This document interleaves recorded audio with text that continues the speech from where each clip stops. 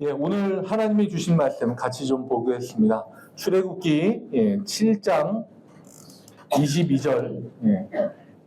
이게 말씀이 띄엄띄엄인데요. 오늘 애굽을 향한 재앙이 이야기가 시작이 되다 보니까 재앙을 첫 번째, 두 번째, 세 번째를 다룰 거거든요. 그래서 7장 22절, 8장 7절, 8장 18절 이렇게 세 절을 보도록 하겠습니다. 주보에도 나와 있고요. 앞에 있는 화면에도 나와 있습니다. 같이 22절부터 읽겠습니다. 시작.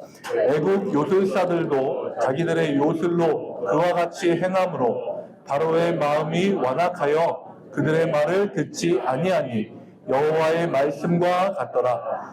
요술사들도 자기의 요술대로 그와 같이 행하여 개구리가 애굽 땅에 올라오게 하였더라. 요술사들도 자기 요술로 그같이 행하여 이를 생기게 하려 하였으나 못하였고 이가 사람과 가축에게 생긴지라. 아멘. 오늘은 하나님의 정조준, 가짜의 종말이라는 제목으로 같이 말씀을 나누겠습니다. 지난 시간까지는 믿음의 전진이라고 하는 큰 타이틀을 가지고 작은 소제목들로 말씀을 나눴고요. 지난 시간에는 믿음의 전진 정체성이라는 제목으로 말씀을 나눴습니다. 하나님은 이스라엘을 향해서 내 백성이라고 칭하셨는데 이스라엘은 고난에 견디지 못하고 바로 앞에서 우리는 당신의 종입니다 라고 하나님이 이야기하신 정체성을 부정하는 모습을 보였습니다. 그리고 모세는 백성들로부터 원망의 이야기를 듣고 하나님께 또 원망의 이야기를 전가하는 모습을 보여줬습니다.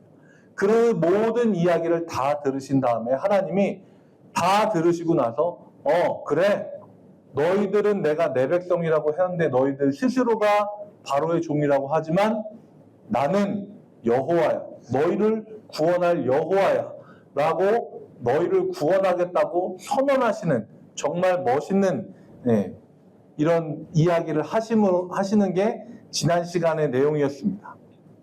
저는 하나님의 이 선언이 너무나 마음에 좀 많이 와닿았어요. 멋있었고 어찌 보면 이스라엘 백성들은 하나님에게 좀 망신이 될 수 있을 만한 행동을 한 거잖아요. 하나님이 내 백성이다 했는데 바로에게 쪼르르 달려가서 우리는 당신의 종입니다라고 얘기했으니까. 그러면 저의 성격 같으면 야, 나도 니들 내 백성 안 해. 가. 그냥 그렇게 하고 야, 우리 없던 걸로 하자. 그냥 이렇게 하실 것 같은데 하나님은 그렇게 안 하시고 야, 내가 여호와야. 너희를 구원할 여호와야. 그러니까 모세 너는 이제 가서 다시 바로에게 전해. 내 백성을 보내라고. 너무 멋있는 이 선언의 이야기를 딱 듣고 모세가 바로 앞에 가서 다시 내 백성을 보내라. 하나님 얘기하셨습니다. 이렇게 선언했으면 참 좋았을 텐데요. 모세의 개한테도 못 주는 그 버릇. 하나님이 모세를 부를 때 끊임없이 뒤로 뺐었던 그 버릇. 그게 또 나와요. 지난 시간에 저희가 말씀을 보면서요. 6장 29절에 하나님이 나는 여호와라 내게 이르는 바를 너는 애굽 왕 바로에게 다 말하라고 말씀을 하시자 30절 말씀 좀 보여주시겠어요? 6장 30절에 하나님의 멋있는 선언 다음에 모세는 이렇게 얘기해요. 나는 입이 둔한 자이오니, 이거 어디서 많이 보시지 않았어요? 나는 입이 둔한 자이오니 바로가 어찌 나의 말을 들으리이까. 근데 앞으로 모세가 이런 모습을 보일 때마다 이렇게 얘기하면요, 말씀 진행이 안 될 정도로 너무 많이 나와요. 모세는요, 이 버릇을 못 고쳐요. 하나님이 기적 그 전에 부를 때도 그랬잖아요. 기적을 보여주고, 그리고 지금도 마찬가지예요. 하나님이 내가 여호와야, 너희를 구원할 여호와야. 멋있게 선언하고 가! 그랬으면 네! 하나님 저도 가겠습니다! 하고 딱 가서 얘기하면 좋은데 절대 못 그래요. 그리고 일이 있을 때마다 하는 얘기는 뭐냐면 하나님 이럴 거면 나 왜 보냈습니까? 하나님 이럴 거면 나 왜 보냈어요? 백성이 내 말 안 들어요. 바로가 내 말 안 들어요. 백성들이 내 속을 상하게 해요. 계속 얘기해요. 그런데요, 우리는 이 모세의 모습을 보면서 우리는 그런 깨달음을 가져야 됩니다. 모세는 위대한 사람이었어요. 결과적으로는. 그런데 처음부터 그러지 않았습니다. 그냥 하나님 앞에 한없이 부족한 한 사람이었습니다. 그런데 하나님이 그때마다 계속해서 그 사람을 세우시고 계속해서 하나님이 그 사람을 훈련시키시니까 나중에 정말로 출애굽하고 광야 생활을 하는 동안에 모세는 사람이 달라졌어요. 우리 모세가 달라졌어요. 그래서 이스라엘 백성이 속을 상하게 하고 하나님을 향해 원망을 하니까 그때는 오히려 이스라엘 백성을 꾸짖습니다. 그리고 하나님이 오히려 모세보다 더 화를 내시면서 넌 이 백성에게서 떠나라. 내가 이 백성을 싹 쓸어버리고 내가 너로 새로운 민족을 만들겠다. 이렇게 얘기하셨을 때도 모세는 완전히 달라진 모습을 보입니다.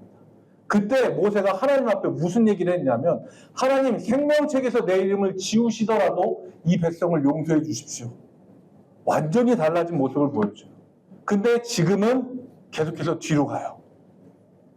그래서 우리는요, 서로의 부족한 모습을 볼 때 쉽게 판단해서는 안 됩니다. 우리는 다 부족해요. 이 앞에 있는 저도 다 부족한 사람입니다. 그래서 우리는 서로를 향해서 쉽게 판단을 내리면요, 그 사람을 통해서 하나님이 어떤 일을 하실지 우리가 어떻게 합니까? 하나님이 그 사람을 계속해서 다듬고 계시잖아요. 모세처럼 지금은 징징거려도 나중에는 백성을 위해 자기의 이름을 생명책에서 지워달라고 얘기할 정도의 그런 지도자로 바뀔 수 있다고. 저를 향한 말씀 같아요. 제가 많이 부족해도 여러분들이 많이 격려해 주시면 그런 지도자가 되리라고 믿습니다. 아멘. 저를 향한 이야기 같지만 하나님은요, 뒤를 향해서 계속 물러서는 모세를요 다시 북돋워 주셔서 바로 앞에 서게 하십니다. 그리고 애굽에 내리는 재앙의 전주라고 할 수 있는 지팡이가 뱀으로 바뀌는 일을 보여줍니다. 근데 전에 모세가 광야에서 하나님과 만나서 지팡이를 뱀으로 바꿨을 때랑은 또 다른 거예요. 왜? 뭐냐면요, 아론에게 이야기해서 아론의 지팡이를 가져다가 뱀으로 바꾸라고 이야기를 합니다. 아론의 지팡이가 사용될 때는요, 하나님이 하나님 되심을 나타낼 때 사용을 합니다. 아론의 지팡이는 이때 사용되고요. 또 언제 사용되냐면 광야 생활 중에 이스라엘 백성들이 왜 아론과 그 아들들만 제사장을 합니까? 우리도 지도자가 되고 싶습니다. 막 들고 일어났을 때 그때 아론과 다른 사람들에게 지팡이를 가지고 나오라고 해요. 그래서 성전 안에 놔두고 하룻밤 있다가 와서 보니까 아론의 지팡이에서만 살아있는 것처럼 싹이 났거든요. 그렇게 하나님의 권능을 보여주실 때 아론의 지팡이를 사용을 하세요. 그런데 이 아론의 지팡이를 통해서 하나님이 모세에게 보여주셨던 그 지팡이가 뱀이 되는 기적을 보여주십니다. 그런데요, 11절과 12절 말씀을 보면요, 보여주시겠어요? 네. 우리가 보고 좀 의아해할 만한 내용이 나옵니다. 바로도 현인과 마술사들을 부르매 그 애굽 요술사들도 그들의 요술로 그와 같이 행하니 각 사람이 지팡이를 던짐에 뱀이 되었으나 아론의 지팡이가 그들의 지팡이를 삼키니라 라고 이야기합니다. 어떤 신학자들은요, 어떤 역사학자들은 이 기적을 가지고 그렇게 얘기를 하기도 해요. 뱀에게 최면을 걸어서 빳빳하게 몸을 만들어 놓은 다음에 이거를 최면을 풀어서 뱀이 살아 움직이는 것처럼 지팡이가 뱀이 된 것처럼 했다라고 이야기를 하기도 합니다. 그런데 우리는 성경을 볼 때 과학책처럼 원인과 결과를 따져서 보는 게 아니라 믿음의 눈으로 하나님의 역사를 보는 거거든요. 요술사들이 뱀을 지팡이로 바꾼 거, 아니, 반대로 얘기했네. 지팡이를 뱀으로 바꾼 거, 제가 앞뒤가 좀 헷갈릴 때가 있습니다. 지팡이를 뱀으로 바꾼 거, 그거는 중요하지 않아요. 성경에서 얘기하려고 하는 건 뭐냐면요, 이거예요. 아론의 지팡이가 그들의 지팡이를 삼켜버렸다는 겁니다. 이게 중요해요. 바로는요, 마술사와 현인들을 불러서 너희가 한 거 우리도 할 수 있어 라고 그 능력 자체를 가지고 시험을 하려고 한 거예요. 너희가 하는 거 우리도 해. 우리 똑같아. 혹은 우리가 더 세 라고 생각을 하고 바꾸는 것 자체에만 신경을 썼지만 하나님은 어떻게 접근하시냐면요, 그들이 바꾼 거를 그냥 없애버리시는 거예요. 삼켜버리시는 겁니다. 말 그대로 이거는 요새 애들 말로 레벨우가 달라요. 그냥 같은 수준에서 놀 그게 아니에요. 또 지팡이가 뱀으로 변해서 지팡이가 똑같은 줄 알았는데 그게 아니에요. 이 지팡이가 저 뱀을 삼켜버려요. 그리고 한 가지 더, 이게 굉장히 중요한데요. 아론이 그 지팡이를 다시 집어드니까 뭘로 변해요? 다시 뱀을 집어드니까, 제가 계속 헷갈리네요. 뱀을 집어드니까 지팡이로 변합니다. 그런데 여러분들이 앞으로 이 애굽의 요술사들이 하나님이 하신 기적을 계속 똑같이 하는 걸 보이거든요. 근데 절대 그들이 못하는 게 있어요. 이걸 반대로 돌리는 걸 못합니다. 자, 이걸 머릿속에 넣어두시고 같이 말씀을 좀 더 보도록 하겠습니다. 그리고 나서 이제 첫 번째 이적이 나타나는데요. 그건 뭐냐면 우리가 다 아는 나의 강을 피로 바꾸는 재앙인 거죠. 정확하게는 모든 물을 다 피로 바꾸는 재앙이에요. 그래서 17절과 18절 말씀에 보면 여호와가 이같이 이르노니 내가 이로 말미암아 나를 여호와인 줄 알리라. 내가 내 손의 지팡이로 나의 강을 치면 그것이 피로 변하고 나의 강에 고기가 죽고 그 물에서는 악취가 나리니 애굽 사람들이 그 강물 마시기를 싫어하리라 하라. 나의 강이라고 하는 거는요, 그 애굽 사람들에게는 젖줄이에요. 나의 강이 봄철이 되면 항상 범람하거든요. 근데 이게 범람하는 게 범람해서 사람들한테 피해를 주는 게 아니라 상류로부터 흙이나 이런 것들을 쫙 끌어다가 범람하면서 쫙 퇴적층을 쌓아놓고 빠지는 거예요. 그러면 그 땅에 농사를 지으면 농사가 굉장히 잘 되는 거죠. 그래서 1년에 이모작, 그 옛날에는 이모작도 굉장히 대단한 거였는데 가능하면 이게 날씨가 빡빡하게 잘 도와주면 3모작까지도 가능했대요. 그러니까 1년에 1모작 하는 것보다 훨씬 더 많은 소출을 거둬들일 수 있던 거죠. 게다가 때 되면 알아서 싹 땅을 새 걸로 바꿔주니까 매년마다 여기는 거의 흉년이 들지 않는 땅인 거죠. 그리고 제가 전에도 말씀을 드렸지만 요 다음 거 슬라이드 좀 보여주세요. 애굽 땅, 그 나일강에 신이 둘이나 있었어요. 하나는 크놈이라고 하는 나일강 자체의 신이고요. 그리고 범람이 되게 중요하다 그랬잖아요. 그 범람을 관장하는 둘 다 크놈으로 되어 있는데 제가 실수한 거예요. 이거는 하피라고 하는 신이거든요. 제가 유식한 게 아니고 여기 써 있어요. 하피라고. 크놈이라고 하는 신이랑 하피라고 하는 신, 그러니까 두 신이 한 나일강에 존재할 정도로 나일강은 굉장히 이집트 사람들에게 중요하고 숭배의 대상이었습니다. 근데 그 모든 것들을 하나님이 다 피로 바꾸어 버리신 거죠. 앞으로 우리가 같이 볼 모든 재앙들이 마찬가지지만 애굽 사람들이 우상으로 섬기던 거, 그러니까 내가 이 우상을 섬김으로 나한테 뭔가 이익이 되고 나한테 유익이 되고 나에게 돌봄이 될 거라고 생각했던 모든 것들이 다 재앙으로 바뀌어버려요. 그러니까 그 우상들을 섬기는 게 하나도 도움이 되지 않고 오히려 재앙만 있을 뿐이다라고 하는 걸 하나님이 하나씩 철저하게 깨부수면서 보여주시는 거예요. 그래서 이 재앙 시리즈의 큰 타이틀이 하나님의 정조준입니다. 하나님이 그 모든 것들을 하나하나 다 정조준해서 하나하나 다 깨트리고 계신 거예요. 제일 처음에 깬 게 바로 나일강을 섬기던 사람들, 나일강의 신들을 깨기 시작을 합니다. 가짜들은요, 가짜일 수밖에 없습니다. 애굽 요술사들이 22절 말씀에 이렇게 나오거든요. 애굽의 요술사들이 자기의 요술로 그와 같이 행함으로 바로의 마음이 완악하여 그들의 말을 듣지 아니하니. 그러니까 나일강을 피로 바꿨는데요. 요술사들이 그것도 똑같이 따라하는 거예요. 언뜻 보면은요, 야, 이 애굽의 요술사들도 실력이 있네 라고 착각할 수 있습니다. 지팡이를 뱀으로 바꾸는 기적도 그렇고 강물을 피로 바꾸는 것도 그렇고 이 요술사들이 똑같이 따라하잖아요. 그런데 우리가 분명히 기억해야 되는 거는요, 이 사람들은요 정확한 상황 파악을 못하고 있어요. 가짜는 철저하게 가짜일 수밖에 없습니다. 제가 조금 다른 이야기를 해드릴게요. 제가 결혼하고 얼마 되지 않아서 신혼집, 그러니까 상황 설명이 좀 필요한데요. 제가 그때 이제 학교에서 아이들 가르치고 있던 교목이었어요. 그리고 방학 기간이었고 아내랑 함께 수요 예배를 드리기 위해서 저희가 같이 다니는 교회가 아니라, 왜냐하면 제가 그때 등록교회가 강원도에 있었고 저는 신혼집이 인천이었거든요. 주말부부로 살았어요. 네. 근데 방학이라서 집에 와 있으면 수요 예배를 가야 되는데 원래 제 수요 예배 드리는 교회가 강원도에 있으니까 못 가잖아요.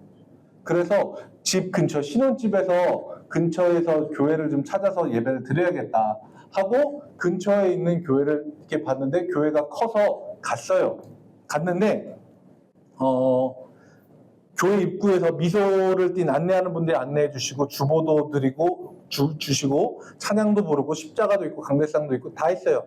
그래서 거기 앉아서 예배를 드렸어요. 찬양 막 부르고 복음성가 부르고, 그리고 나서 이제 한 분이 나와서 대표 기도를 하시는데 그 대표 기도하는 분의 기도 중에 단어 하나를 제가 딱 듣고 아내한테 여기 아니야 나와.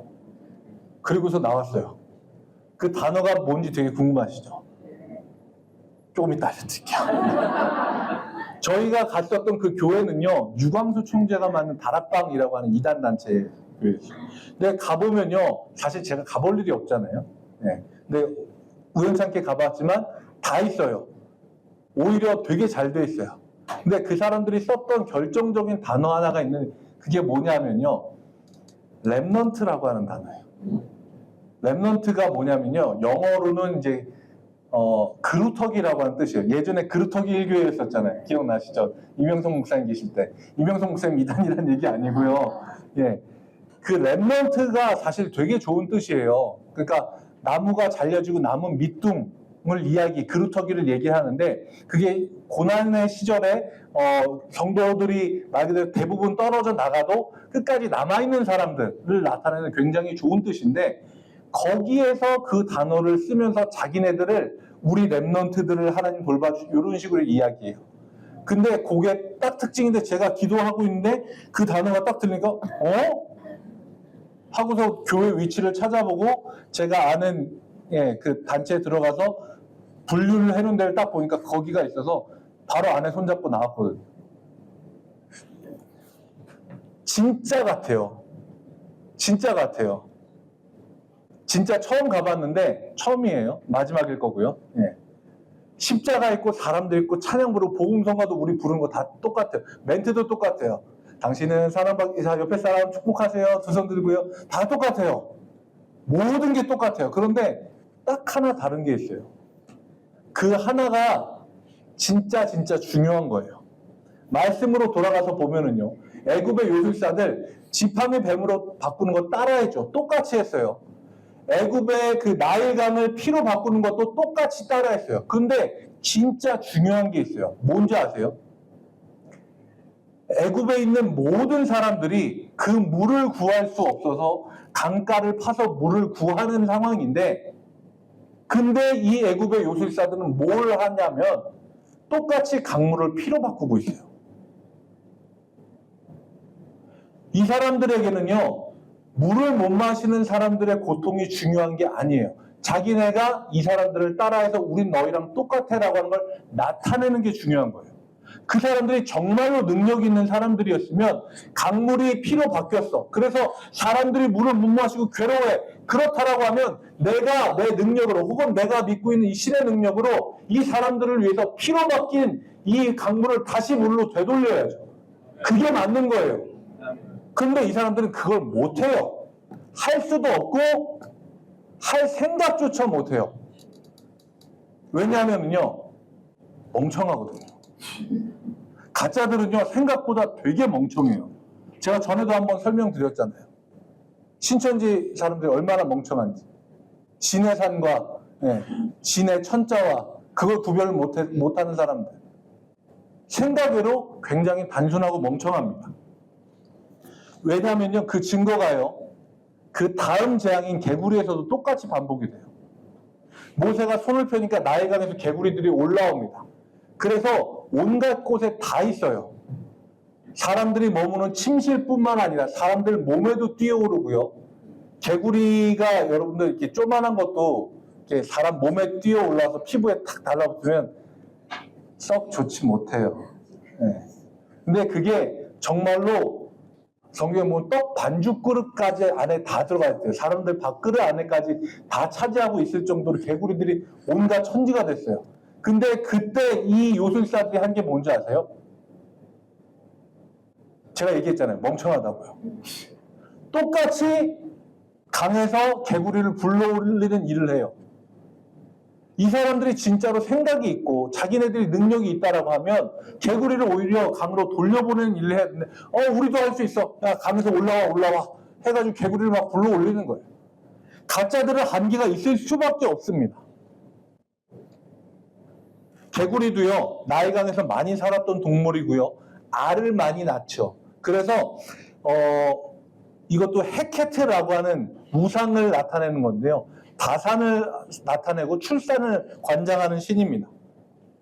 그 모든 것들이 하나님이 다 저격하고 하나하나 깨부시는 거예요. 말씀을 좀 볼 텐데 8장 7절의 말씀입니다.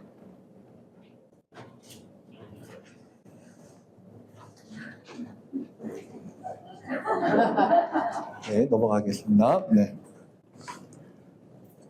네, 개구리신 말 그대로 출산과 다산을 상징하는 거고요. 이 애굽 사람들이 아이를 많이 낳기 위해서는 이 신 앞에 가서 비는 거예요.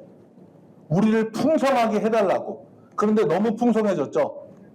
온갖 곳에 이 모든 것들이 다 가득 차서 사람들이 살 수 없을 정도로 괴로워하게 됩니다. 그래서 바로가 모세를 불러다가 이야기를 해요. 야, 이것들을 좀 내쫓아줘라. 너희를 보내주겠다. 그러니까 모세가 이야기합니다. 언제 하나님께 기도해서 이 개구리들을 없이 할까요? 왜 그렇게 얘기했냐면요. 개구리가 올라왔다가 사라지는 게 그냥 자연적인 일이 아니라는 걸 알려주기 위해서입니다. 그리고 바로도요. 이때까지만 해도 좀 살만했나 봐요. 왜냐하면요. 자기 딴에도 시험을 합니다. 당장 죽겠으면 야 지금 빨리 기도해서 빨리 좀 없애! 할 텐데 내일 기도해서 없애주라 라고 이야기를 해요. 살만한 거죠. 아직까지는. 그래서 다음날 모세가 기도하니까 개구리들이 다 나와서 죽어버려요. 그리고 그 썩는 내가 진동을 하게 됩니다. 그리고 나서 이 개구리가 없어지고 나니까 바로가 마음을 바꾸죠. 앞으로 우리가 재앙을 계속해서 볼 때 바로가 마음이 바뀌는 게 갈 때도 이런 갈 데가 없어요. 그냥 이렇게 휙 갔다가 이렇게 휙 가요. 개구리가 싹 없어지니까 바로도 보내줄 마음이 싹 없어졌어요. 그래서 아무도 못 가. 그러니까 하나님이 모세에게 지팡이를 들어서 땅에 티끌을 팍 치라고 한 거예요. 땅에 먼지를 치면 그 먼지들이 다 이로 변해서 사람들을 괴롭게 할 거다라고 합니다. 사실 저는 이를 경험해 본 세대는 아니에요. 근데 이를 경험해 보신 세대들에 의하면, 그리고 요새 유튜브를 찾아보면 그 이라고 하는 존재가 굉장히 괴롭다고 하더라고요. 네, 저도 경험해 보지 않았습니다. 어리니까요.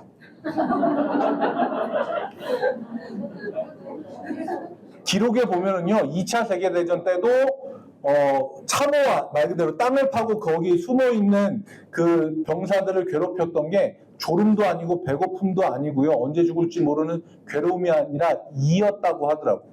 끊임없이 사람들 몸에 들러붙어서 계속해서 피를 빨아대고 근지럽게 하니까 거기에서 움직이면 죽잖아요. 땅을 파고 거기에 숨어 있는데 머리만 나와도 총알이 날라오는데 그걸 못 견디고 막 뛰어나가는 사람도 있을 정도로 이가 굉장히 괴로웠다고 하더라고요. 그리고 이거는요, 땅의 신인 게부라고 하는, 이것도 좀 보여주시겠어요? 네, 애굽의 대지의 신 게부라고 하는 그 신을 하나님이 말 그대로 우상을 저격을 한 거죠. 너희들이 섬기는 이 신, 땅의 신 아니야. 땅을 쳐서 거기에 있는 티끌이 이로 변해서 사람들을 괴롭게 해도 이 신은 아무것도 못해 라고 하는 걸 보여주시는 겁니다.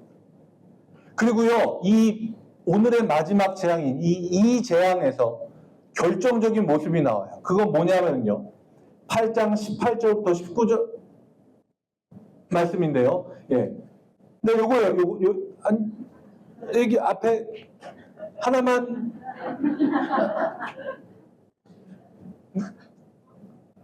저기 좀 전에 그 계부 제가 읽어드릴게요. 네. 네. 18절과 19절 앞부분에 보면요. 요술사들로 자기 요술로 그같이 행하여 일을 생기게 하려 하였으나, 자, 이 요술사들은 여전히 멍청해요. 그래서 어떻게 하려고 그랬어요? 안 그래도 온갖 먼지들이 다 이로 변해서 사람들을 괴롭게 하고 있는데 또 뭘 하려고 그래요? 또 일을 만들려고 그래요. 그런데 일을 생기게 하려 하였으나 못하였고 이가 사람과 가축에게 생긴지라라고 이야기합니다.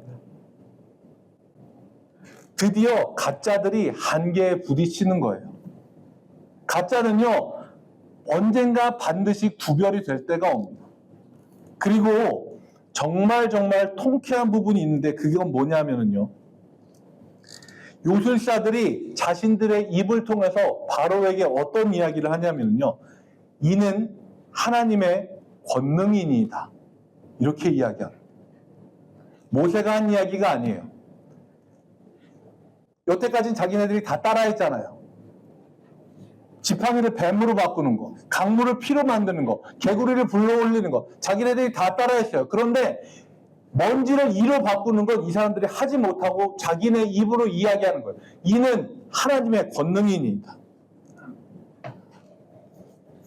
저는요, 이 부분이 너무너무 멋있는 거예요. 지난번에도 마지막에 하나님이 되게 멋있으셨잖아요. 근데 이 부분이 진짜 멋있는 거예요.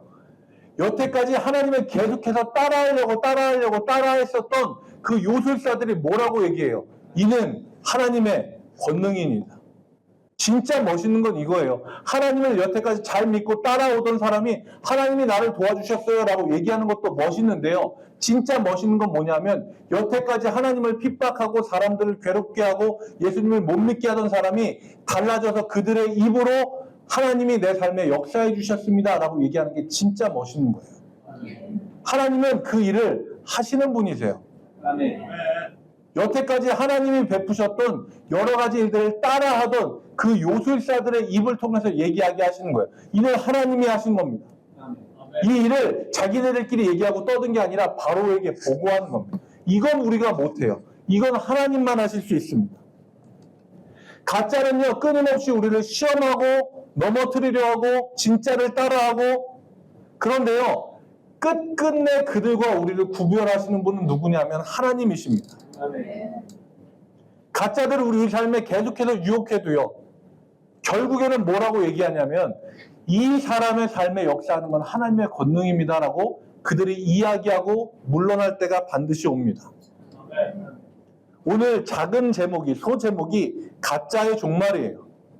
애굽 그리고 바로는요, 그들이 여태까지 믿고 의지하던 신들을 계속해서 의지했어요. 나일강의 신, 개구리의 신 헤케트, 대지의 신 게부, 뭐 많은 신들을 의지했는데요, 그들을 믿고 따르면서 그들이 우리에게 뭔가를 줄 거라고 생각했어요. 그런데 하나님은 그런 우상 하나하나들을 정조준해서 하나씩 다 꼬꾸라뜨리시는 거예요. 가짜들은요, 진짜 앞에 무릎을 꿇을 수밖에 없습니다. 그 여성분들의 농담 중에 그런 얘기가 있더라고요. 들고 다니는 가방이 진짜인지 아닌지 알아보려면 비가 내릴 때 보면 된답니다. 아시죠? 품에 안고 뛰면 진짜, 머리에 쓰고 뛰면 가짜, 그렇게 얘기를 하더라고요. 우리 하나님은 진짜십니다. 아멘이십니까? 사람들이 어설프게 신화를 만들어내고 그럴듯한 이야기들로 추측하고 예상해낸 신이 아니에요. 세상에 있는 모든 종교 중에 기독교가 가장 남다른 종교인 이유는 뭐냐면, 사람이 고민하고 수행하고 찾아내고 만나려고 해서 찾아낸 신이 아니라 하나님이 먼저 우리에게 다가오셔서 말을 건네주시는 유일한 종교입니다. 아멘. 지금 우리가 살고 있는 시대에 애굽의 요술사들처럼 하나님의 기적이나 하나님의 역사를 따라하고 있는 수많은 이들이 있습니다. 그런데 가짜들은 곧 한계가 드러나게 되어 있습니다. 하나님의 권능을 그 가짜들의 입을 통해서 오히려 증언하게 될 날이 금방 다가옵니다. 지금도 하나님은 그 가짜들을 정조준하고 계시고 그 가짜들은 곧 종말을 맞게 됩니다. 오늘 말씀을 정리합니다. 지팡이가 뱀으로 변한 일, 나일강과 모든 물이 피로 변한 일, 개구리가 온 땅을 뒤덮은 일, 땅의 티끌이 이로 변해서 사람들에게 피해를 준 일, 모두 다 애굽의 우상들을 향한 하나님의 정확한 저격이었습니다. 가짜 신들은 행복과 풍요를 약속하지만 그들이 줄 수 있는 것은 괴로움밖에 없습니다. 사람을 유혹하고 넘어뜨리는 가짜 신과의 싸움은요, 하나님이 이미 승리로 이끌고 계시는 줄 믿습니다. 그 하나님을 믿고 의지함으로 승리를 향하여 하나님과 함께 당당히 나아가는 장자 1교회 성도님들이 되시길 주님의 이름으로 축복합니다. 함께 같이 찬양하겠습니다.